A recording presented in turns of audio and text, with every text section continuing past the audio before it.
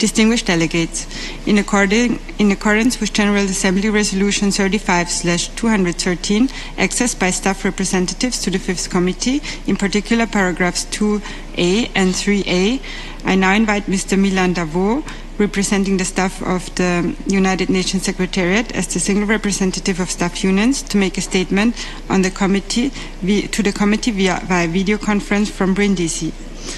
I request that the statement be kept brief, not exceeding the maximum of 3 minutes, and specific to the subject. You have the floor.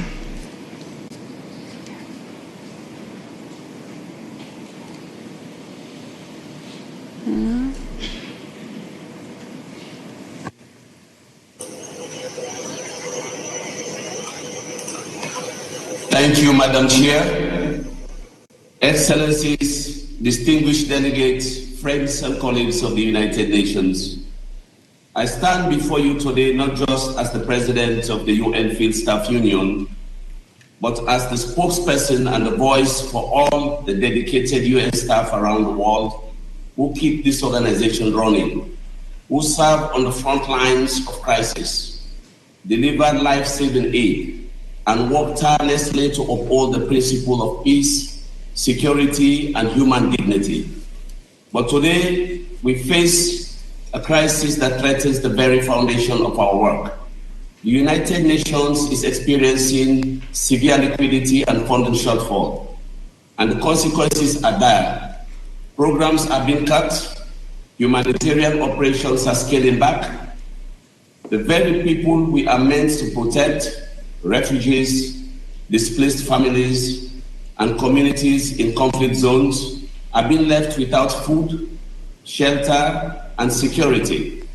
And at the heart of this crisis, UN staff, who are the backbone of these institutions, are being forced to bear the brunt of these financial constraints.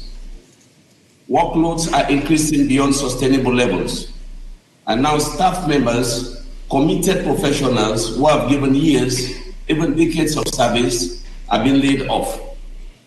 The impact is devastating.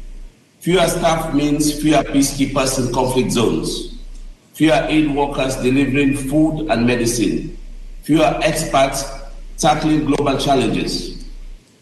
Every staff lost weakens our ability to respond to the world's most pressing crisis. Let me be clear. This is not just about jobs.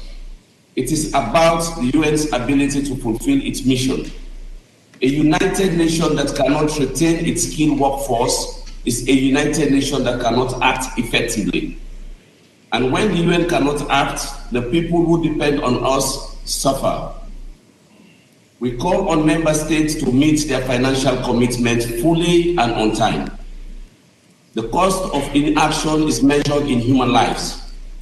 If we allow this crisis to continue, we are not just failing UN staff, we are failing the world.